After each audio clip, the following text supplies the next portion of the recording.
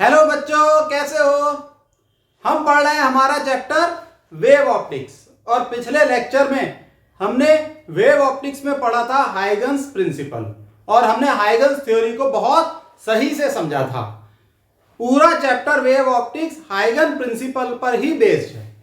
आज के लेक्चर में हम पढ़ेंगे लॉज ऑफ रिफ्लेक्शन और उसका प्रूफ समझेंगे with the help of Huygens principle. तो ये बहुत इंपॉर्टेंट प्रूफ है, बोर्ड के एग्जाम में आता है ये। और दो प्रूफ होते हैं हाइगन्स प्रिंसिपल पर बेस्ड, एक लॉज ऑफ रिफ्लेक्शन और दूसरा लॉज ऑफ रिफ्रैक्शन। दोनों हाइगन्स प्रिंसिपल पे हैं, बोर्ड के एग्जाम में इनमें से कोई एक आ जाता है। अब देखो ये दो टॉपिक हैं, ये आपके सिलेबस में है ये दोनों topic, reflection of a plane wave at a plane surface and proof of laws of reflection using Huygens principle. एक तो ये टॉपिक है। उसके बाद जो है refraction of a plane wave at a plane surface, यहां रिफ्रैक्शन वर्ड है, ठीक है, and proof of laws of refraction. Laws of refraction का क्या अर्थ हुआ, स्नेल्स लॉ का हमें प्रूफ करना है। तो ये दोनों टॉपिक मैं कवर कराऊंगा, लेकिन इस वीडियो लेक्चर में सिर्फ ये वाला टॉपिक कवर होगा। उसके बाद नेक्स्ट वीडियो लेक्चर जो आएगा मेरा, उसमें ये वाला टॉपिक कवर होगा। इन दोनों को मैं सेम वीडियो लेक्चर में इसलिए नहीं रख रहा हूं कि कहीं ऐसा ना हो आपका दिमाग गर्म हो जाए और कुछ कंफ्यूजन शुरू हो जाए, ठीक है। तो पहले हम इसे पढ़ते हैं और इसे रब कर देते हैं, ठीक है। इसे रब कर दे रहे हैं, लो साहब, इसे रब कर दिया और हमारी हेडिंग हो गई reflection of a plane wave at a plane surface. ये वन भी हटा देते हैं, ठीक है। तो लॉ ऑफ रिफ्लेक्शन को प्रूव करने के लिए हमें दो इंपॉर्टेंट बात पता होनी चाहिए, जो कि हमने पिछले लेक्चर में भी पढ़ी थी और इस लेक्चर में मैं आपको याद दिला देता हूं। पहली ये कि wave front is perpendicular to the direction of light rays. वेव फ्रंट इज perpendicular to the direction of light rays। सही है, इंपॉर्टेंट पॉइंट है लाइट रेज। तो बच्चों ये जो मैं लिख रहा हूं ना बोर्ड पे, ये बस खास बातें लिख रहा हूं और आप अपनी नोटबुक में इसे लिखते रहें। तो इसका क्या अर्थ हुआ कि हम वेव फ्रंट बनाएंगे इस लाइट रेस का, तो वो लाइट रेस के परपेंडिकुलर बना देते हैं। जैसे ये लाइट रेज आ रही हैं, these are the light rays. देखिए गौर से, ये बना दी हमने लाइट रेज। तो वेव फ्रंट कैसे बनेगा, इन लाइट रेज के परपेंडिकुलर। ये हो गया आपका वेव फ्रंट। ये देखिए, this is your wave front. मान लो ये टाइम t इक्वल टू 0 पर है, तो time t equal to t पर कितना होगा, या t इक्वल टू टाउ पे कितना होगा, तो वो एक वेव फ्रंट आगे बना दो। ये हमारा सेकंड वेव फ्रंट है, ठीक है। This is our second wave front at time t equal to tau. ठीक, लिख दें, ये आप नोट कर लेना, this is a wave front. इसे हम बोलेंगे new wave front after t equal to tau. ये हमारा इनिशियल वेव फ्रंट है, सही है। इसे आप नोट कर लो, फिर मैं लिखता हूं सेकंड पॉइंट।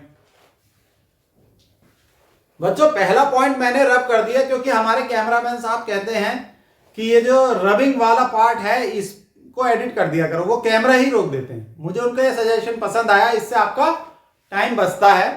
अब दूसरा पॉइंट क्या है, ये प्रूफ करने के लिए, proof of law of reflection, इसके लिए हमें ये मेथड आना चाहिए कि हम न्यू वेव फ्रंट कैसे बनाते हैं, ठीक है। तो हमारा ये जानना जरूरी है, how to draw a new wave front, how to draw a new wave front.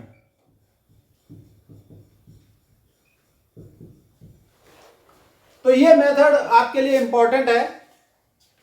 अब आप ये देखिए कि ये मान लीजिए एक इनिशियल वेव फ्रंट है, कैसा वेव फ्रंट है? इनिशियल। ये आपको एक लाइन लग रही है but it is a plane. ये इस तरीके से एक प्लेन है which is perpendicular to the board. ये बोर्ड के, और आप अगर नोट्स बना रहे हैं तो ये आपकी कॉपी के परपेंडिकुलर है। इस वेव फ्रंट पे बहुत सारे पॉइंट्स होंगे। ये लिख लेते हैं हम वेव फ्रंट। वेव फ्रंट, इस वेव फ्रंट पे बहुत सारे क्या होंगे? पॉइंट्स होंगे। ठीक है, जैसे ये एक पॉइंट है। कितने पॉइंट्स होंगे बच्चों? इनफाइनाइट नंबर ऑफ पॉइंट्स होंगे। और ये पॉइंट, ये क्या, हर पॉइंट अपने आप में न्यू सोर्स ऑफ लाइट है। तो हम ये लिख लेते हैं this is a new point source of light,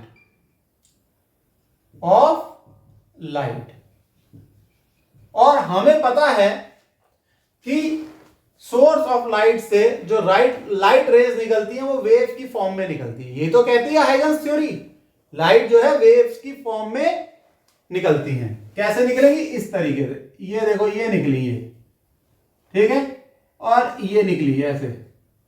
तो ये जो वेव्स की फॉर्म में लाइट रेज निकलती हैं, ये चारों तरफ निकलती हैं। ठीक है, मतलब एक स्फीयर बना देती हैं। ये स्फेरिकल फॉर्म में इधर भी निकली, इधर भी, इधर, चारों तरफ, हर तरफ निकलती है, नीचे ऊपर दाएं बाएं हर तरफ।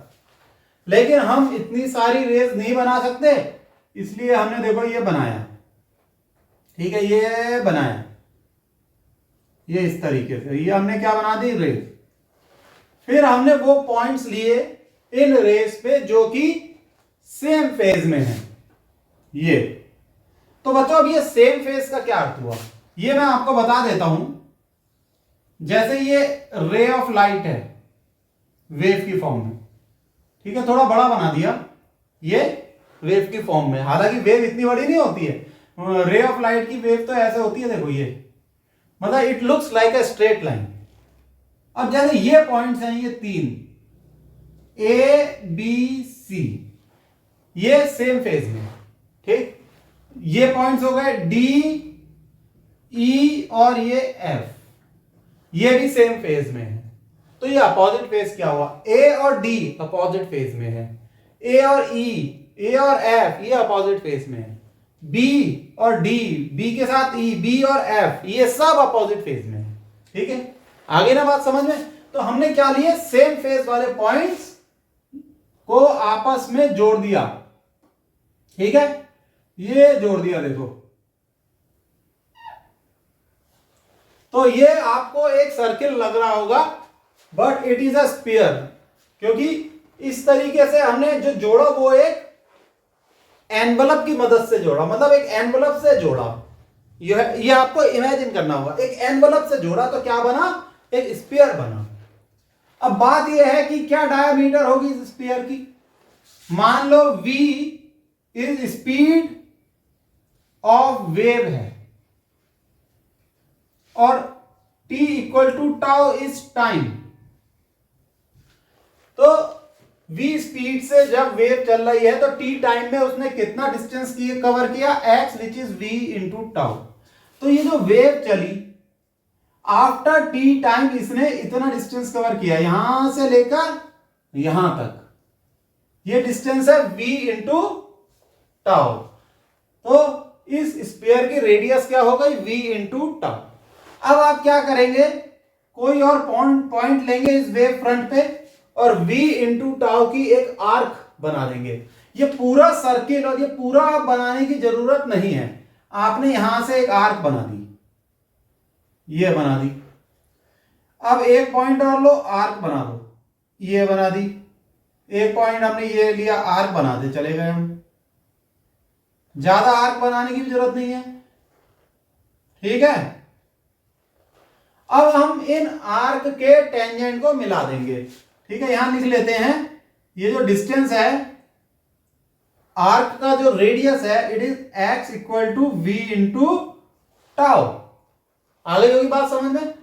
अब हम एक टेंजेंट बना देंगे, ये बना दिया हमने एक टेंजेंट, इन आर्क पर एक टेंजेंट बना दिया हमने।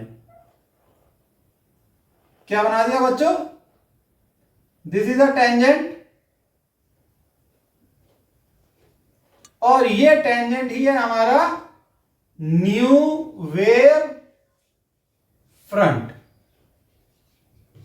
तो टू डायमेंशनल फिगर तो हम ऐसे बनाते हैं कि एक टेंजेंट बना दिया, बट ये जो टेंजेंट है इट इज अ प्लेन, और ये जो आर्क है ये स्फेरिकल है। जैसे कंचे होते हैं ना, समझ लो वैसे हैं कंचे, मीन्स या जैसे स्टील की बॉल्स होती हैं, इस तरीके से इमेजिन करो। और हमने एक प्लेन बना दिया जो उन स्टील्स की सारी बॉल्स को टच कर रहा है, यानी ये क्या है, वेवलेट्स, जिन्हें मैं बॉल बोल रहा हूं, इट इज अ वेवलेट। लिख लो wavelets, infinite number of wavelets होती हैं। तो ये तरीका है आर्क बनाकर हम न्यू वेव फ्रंट बनाते हैं।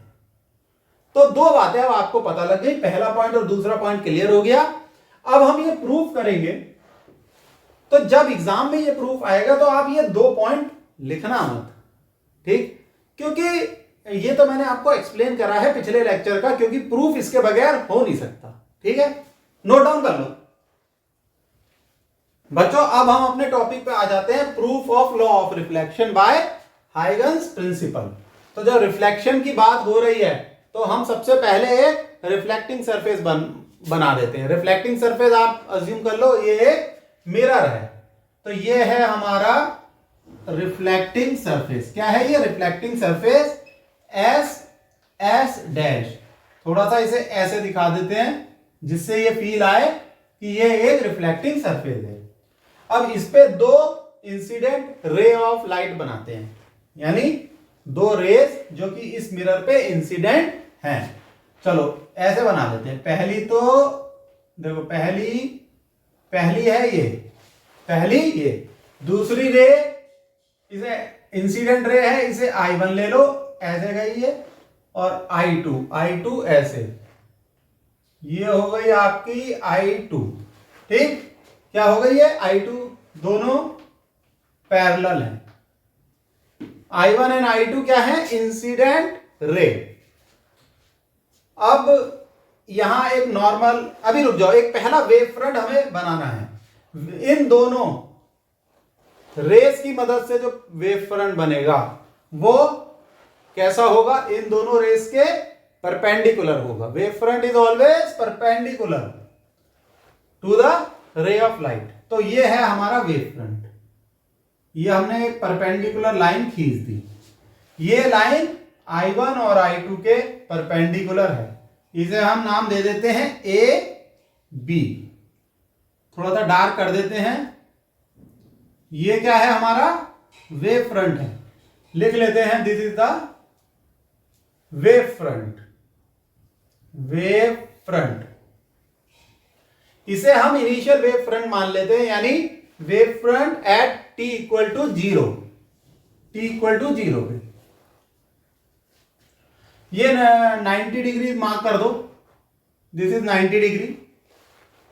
यहां हम एक नॉर्मल खींच लेते हैं, this is our normal N dash. ये एंगल क्या होगा? एंगल ऑफ इंसिडेंस I, ठीक है बच्चों। अच्छा, लॉ ऑफ रिफ्लेक्शन में हमें प्रूफ क्या करना होता है? इतना तो आपको याद है ना। टू प्रूफ क्या करेंगे हम? Angle I equal to angle R। Means law of reflection पहला क्या कहता है? Angle of incident is equal to angle of reflection. और दूसरा क्या कहता है बताओ? The incident ray, the reflected and the normal all lies in the same plane. ठीक है, ये आप लिख लो दूसरे की जगह। The incident ray, the reflected and the normal all lies in the same plane.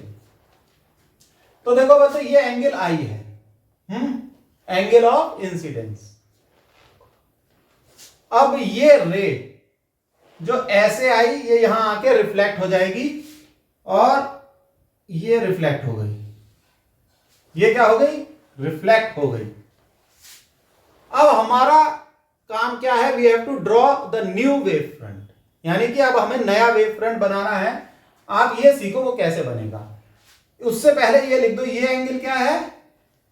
ये रिफ्लेक्टेड रे है ना आपकी, तो ये है एंगल आर, एंगल आर, सही है। अच्छा, इस लाइन को डॉटेड शो कर दो, इस लाइन को डॉटेड शो कर दो, क्योंकि ये जो रे आ रही है इस पॉइंट पर तो पहला वेव फ्रंट बन गया इस बी के, इस रे के लिए, I2 के लिए, क्योंकि हमने ए से एक परपेंडिकुलर डाला I2 पर, तब ये पहला वेव फ्रंट बना है। दूसरा वेव फ्रंट कैसे बनेगा? अब टाइम t में I2 जो रे है आपकी, ये जो इंसिडेंट रे है I2, इसने डिस्टेंस ट्रेवल किया, ये इसको ले लो a डैश। टाइम t में I2 ने डिस्टेंस ट्रेवल किया b a dash, b a dash, लेकिन उस टाइम पीरियड में I1 रिफ्लेक्ट हो गई, ठीक। तो ये जो डिस्टेंस है b a डैश, ये कितना होगा? ये कितना होगा? अगर v है speed of light, speed of light wave, यानी वेव की फॉर्म में जो लाइट रेज निकल रही है, और टाउ है टाइम, तो ये बी ए डैश कितना होगा? B A dash is v into tau, v into tau. यहां तक बात क्लियर हो गई। अब हमें क्या करना है? नया वेव फ्रंट बनाना है। वो कैसे बनेगा? ठीक है, B A dash is v into tau. अब आप क्या करोगे? एक आर्क बनाओगे, बताया था ना आर्क से बनता है नया वेव फ्रंट। वो आर्क ऐसी होगी कि पॉइंट ए पर आप डिस्टेंस मार्क आर्क बनाओगे यहां, विच इज, ये आर्क की रेडियस क्या लोगे? v इंटू टाउ, ठीक है। ये याद रखना, आर्क की रेडियस लेंगे हम v इंटू टाउ, यही मेथड होता है। इस पॉइंट को हम ले लेते हैं b डैश, राइट। अब हम एक टेंजेंट बना देंगे इस आर्क पर, ये आर्क है, एक टेंजेंट बनाएंगे जो पॉइंट a डैश को टच करेगा। तो स्केल की मदद से हमने ये एक टेंजेंट बना दिया। अभी तो ये सही नहीं बना है, ठीक है। ये आर्क है, यहां से बनाओ टेंजेंट, ठीक। इधर आ जाते हैं। स्केल की मदद से आप एक बहुत बेहतरीन टेंजेंट बना सकते हो। ये है हमारा टेंजेंट, ये गया हमारा टेंजेंट, सही है बच्चों। ये है आर्क और ये हो गया टेंजेंट। देखो इसको, ये बात समझ में आ गई? फिर से सुनो, हमने पॉइंट ए से एक आर्क खींची, पॉइंट ए से एक आर्क खींची, और आर्क की जो लेंथ, आर्क की जो रेडियस है, it is v into tau. v is speed of light wave and tau is time. और हमने फिर एक टेंजेंट ड्रॉ करा, ये इस तरीके से, जो कि पॉइंट ए को टच कर रहा है। एक्चुअली में इस पॉइंट पर भी एक टेंजेंट बनेगा, मतलब एक आर्क आप ऐसे ड्रॉ कर सकते हो, यहां से लोगे और VT की ये आर्क ड्रॉ कर लो, सही है। यही तो हम करते हैं। इनिशियल पॉइंट से हमने एक आर्क ड्रॉ करी, ये डिस्टेंस है v टाउ, ये डिस्टेंस है v टाउ ए, फिर ये टेंजेंट बना दिया और आपका वेव फ्रंट आपके सामने है। अच्छा, ये बात और लिख लो, A B dash, A B dash is also v into tau. इसे हम कहते हैं रिफ्लेक्टेड वेव फ्रंट, ठीक है। This new wave front is called reflected wave front. यहां लिख सकते हैं हम रिफ्लेक्टेड वेव फ्रंट, सही है। इनिशियल वेव फ्रंट कौन सा था? ये A B, this is at t equal to 0। और ये जो रिफ्लेक्टेड वेव फ्रंट है A dash B dash, it is at t equal to tau. जब रेज ने टाउ टाइम में जो डिस्टेंस कवर करा, it is v into tau, ठीक। ये डायग्राम आपकी समझ में आ गया? ठीक है। अब आप इसे ड्रॉ कर लो और उसके बाद हम प्रूफ करते हैं। हाथों हाथ भी ड्रॉ करते रहा करो बच्चों, स्क्रीन पॉज करके ड्रॉ कर लो। तो बच्चों लॉ ऑफ रिफ्लेक्शन यानी I equal to R prove करने के लिए हमें दो ट्रायंगल कंसीडर करने पड़ेंगे। देखो पहला ट्रायंगल होगा बी ए डैश, इसे हम यहां बना लेते हैं। देखो ये ऐसे, ठीक, बी ए डैश, बी नहीं ये तो ए है बच्चों, ए बी और ये ए डैश, ठीक है, ये वाला ए बी ए डैश। एक तो ये ट्रायंगल हमने बना लिया। अब इसमें ना हमें ये एंगल चाहिए, ये देखो एंगल ए, यानी इस पे गौर फरमाओ, ये एंगल बी ए डैश, ये एंगल क्या होगा जरा ध्यान से देखना। ये एंगल आई होगा। कैसे कैसे उस पे देखो आप, ये 90 डिग्री है, I1 ए बी ये 90 डिग्री है, ठीक है भाई। ए भी तो एक वेव फ्रंट है, आई इंसिडेंट रे है, तो वेव फ्रंट रे के परपेंडिकुलर होता है, इसलिए I1 ए बी 90 डिग्री, ये हमने निशान भी लगा रखा है। ये एंगल आई है, I1 ए एन, ये आई है, पता ही है एंगल ऑफ इंसिडेंस।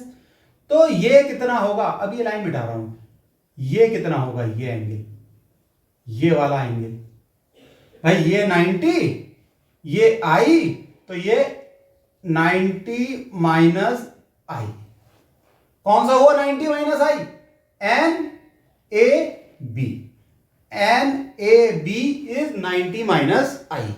ये बात आपको समझ में आ गई। अब आप एक चीज पे और गौर फरमाओ, ये 90 है, एन ए डैश, फिर से देखो एन ए डैश, ये 90 है, और एन ए बी ये 90 माइनस आई है, हो गया ना। तो ये एंगल कितना होगा, ये होगा 90 minus I which is equal to I. देखो कैसे, ये 90, ये वाला एंगल, ये 90 माइनस आई, तो ये कितना होगा 90 minus I which is I. तो हम एक बहुत इंपॉर्टेंट कंक्लूजन पे पहुंचे कि this is I, means angle B A dash is I, ये एंगल आई हो गया। तो बच्चों देखो इस ट्रायंगल में आपने ये आई निकाल लिया और ये एंगल 90 डिग्री होगा, दिस एंगल इज 90 डिग्री। क्यों, देखो जब ये 90 है तो ये भी 90 होगा, दिस इज 180, ये 90 है तो ये भी 90 होगा। तो इसका अर्थ हुआ ये राइट एंगल्ड ट्रायंगल है which is right angle at B. अब हम इसमें देखो ये निकालते हैं कि साइन आई क्या होगा, क्योंकि एंगल ऑफ इंसिडेंट ये जो लॉ ऑफ रिफ्लेक्शन होता है ये I इक्वल टू आर, तो ये आता कैसे, sine I equal to sine R से आता है। तो साइन आई क्या होगा, it is perpendicular upon hypotenuse. Perpendicular क्या है, B A dash upon hypotenuse क्या है बच्चों, ए डैश। तो एक ये खास बात और निकल के आ गई। अब हम आगे बढ़े बच्चों, अब हम दूसरा ट्रायंगल कंसीडर करते हैं, वो ट्रायंगल जिसमें दूसरा वेव फ्रंट है, यानी ए डैश बी डैश, ये हमारा न्यू वेव फ्रंट है। तो अब हम ये वाला ट्रायंगल कंसीडर करेंगे, A B dash A dash, ठीक है, ये हो गया हमारा triangle A B dash A dash, ठीक है, लिख लेते हैं साहब, ये ए, ये बी डैश और ये ए डैश। पहली बात तो ये एंगल 90 डिग्री है, क्यों, क्योंकि ये आर्क पे एक टेंजेंट खींचा है, ठीक, दिस इज योर आर्क, ये रेडियस और ये tangent, and radius is perpendicular to tangent, तो ये एंगल 90 डिग्री है। और अब गौर करने लायक बात, ये एंगल क्या होगा, B A dash, B A dash क्या होगा, देखो बी ए डैश, आप ये देखो एन ए डैश 90 डिग्री है, फिर से देखो एन ए डैश 90 डिग्री है, और एन ए बी डैश ये आर है, तो ये एंगल कितना बचा? 90 माइनस आर। ये एंगल कितना हुआ? 90 माइनस आर।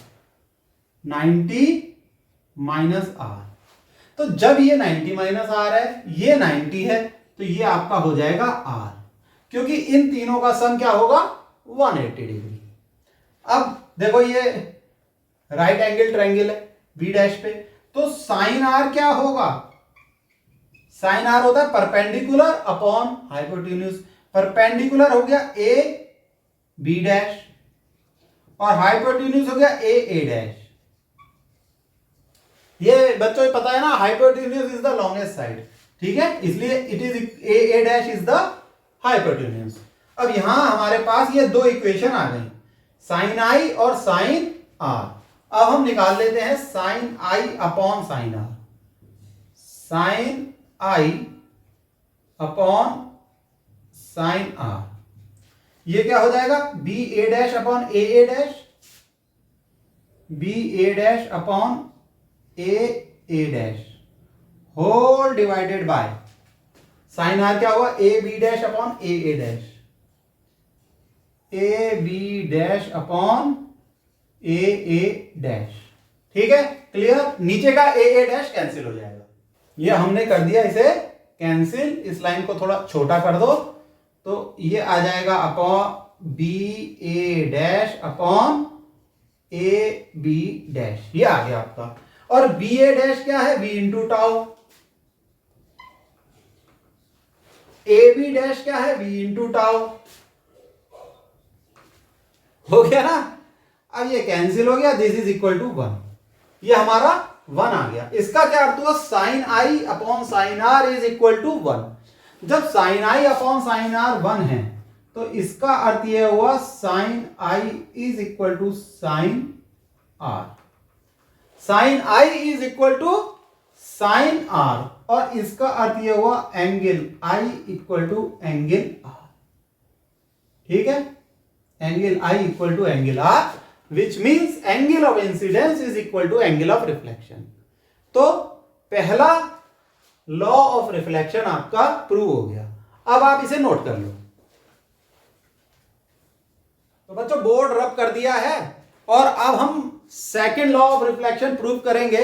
वो तो बहुत छोटा सा है, मतलब थ्योरेटिकल है, उसमें इतना सब डेरिवेशन करने की जरूरत नहीं। तो वो क्या है? The incident ray, the reflected ray and the normal all lies in the same plane. अच्छा, ये जो I1 है ये इंसिडेंट रे 1 है, और इसकी रिफ्लेक्टेड रे क्या है?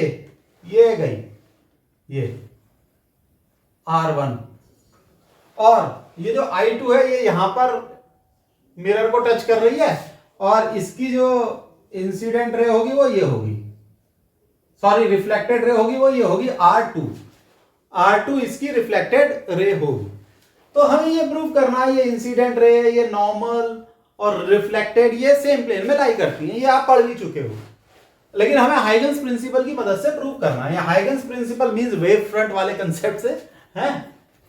तो ये हमारे वेव फ्रंट है, ए बी पहला वेव फ्रंट है, और ए डैश बी डैश दूसरा वेव फ्रंट है। अब आप एक चीज गौर करो, वेव फ्रंट ए बी, ठीक है, ये कैसा है? ये इस बोर्ड के परपेंडिकुलर है।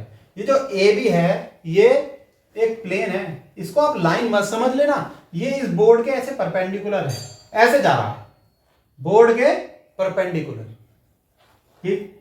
और रिफ्लेक्टिंग सरफेस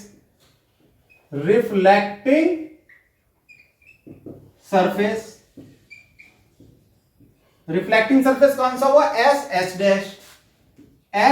डैश। ये भी इस बोर्ड के परपेंडिकुलर है। देखो ऐसे है ये, अगर आप इसे मिरर मान रहे हो तो ये ऐसे है, मेरे बोर्ड के परपेंडिकुलर है और आपके पेपर के परपेंडिकुलर है।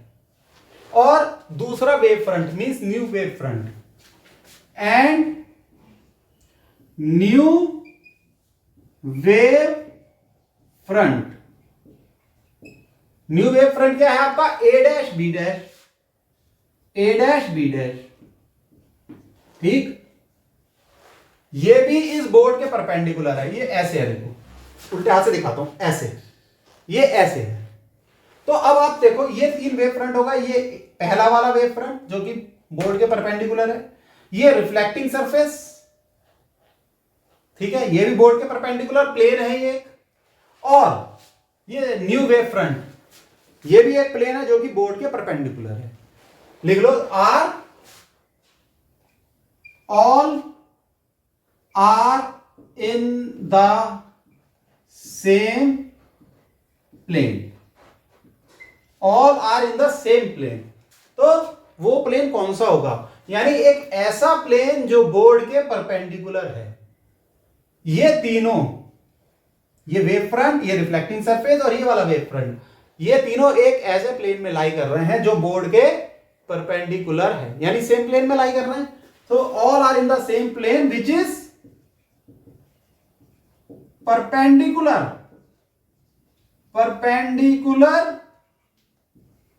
To the plane of paper. Paper इसलिए लिख रहा हूं क्योंकि आपको तो एग्जाम में पेपर में ही लिखना है, इस वक्त भी आप पेपर में लिख रहे होंगे। तो ये बात क्लियर हो गई आपको बिल्कुल। अब आप असली बात पे आ जाओ। ये जो इंसिडेंट रे है ये ए बी के परपेंडिकुलर है, इस वेव फ्रंट के परपेंडिकुलर है, ठीक है।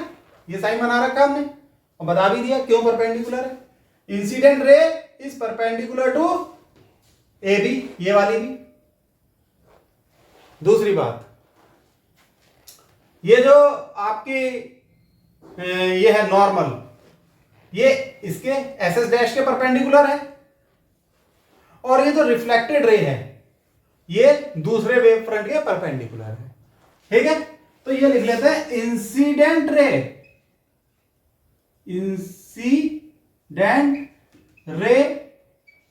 Is perpendicular to AB, AB यानी पहला wave front, comma normal is perpendicular to S S dash, यानी रिफ्लेक्टिंग सरफेस के परपेंडिकुलर है, and reflected ray is perpendicular to A dash B dash. तो ये जो रिफ्लेक्टेड रे है it is perpendicular to new wave front A dash B dash, ठीक। अब बस यहीं से हमें हमारा फाइनल सेकंड लॉ निकल के आता है। देयरफॉर, लेकिन लिखने से पहले समझ लो, क्योंकि सिर्फ लिखना ही थोड़ी है, समझना भी तो है। देखो ये जो रे है इसके परपेंडिकुलर, नॉर्मल इसके परपेंडिकुलर, रिफ्लेक्टेड रे इसके परपेंडिकुलर।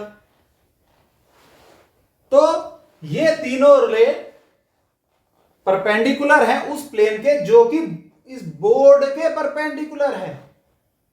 तो ये तीनों रे किस प्लेन में लाई कर रही हैं, ये बोर्ड में लाई कर रही है, बोर्ड के प्लेन में लाई कर रही है, ठीक है। ये बात लिख लो, देयरफॉर। बात समझ में आ गई ना। जब भाई ये तीनों रे उस प्लेन के परपेंडिकुलर हैं जो बोर्ड के परपेंडिकुलर है, ठीक है, बोर्ड के परपेंडिकुलर ये प्लेन है और ये इसमें लाई कर रहे हैं, जैसे नॉर्मल है ना, ये नॉर्मल, ये इंसिडेंट रे, ये नॉर्मल और ये रिफ्लेक्टेड। तो ये किस में लाई कर रही है, ये बोर्ड पे लाई कर रही है। Therefore incident ray comma normal and reflected रे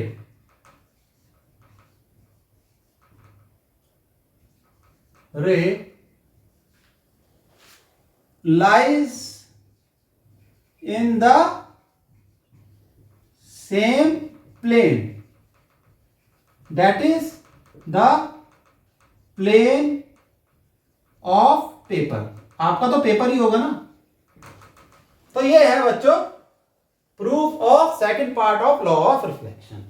तो इस तरीके से आपको करना है, ठीक। इससे रिलेटेड न्यूमेरिकल भी बन जाते हैं। कंसेप्ट आपकी समझ में आ ही गया है, बस वही आना चाहिए। नोट कर लो आप।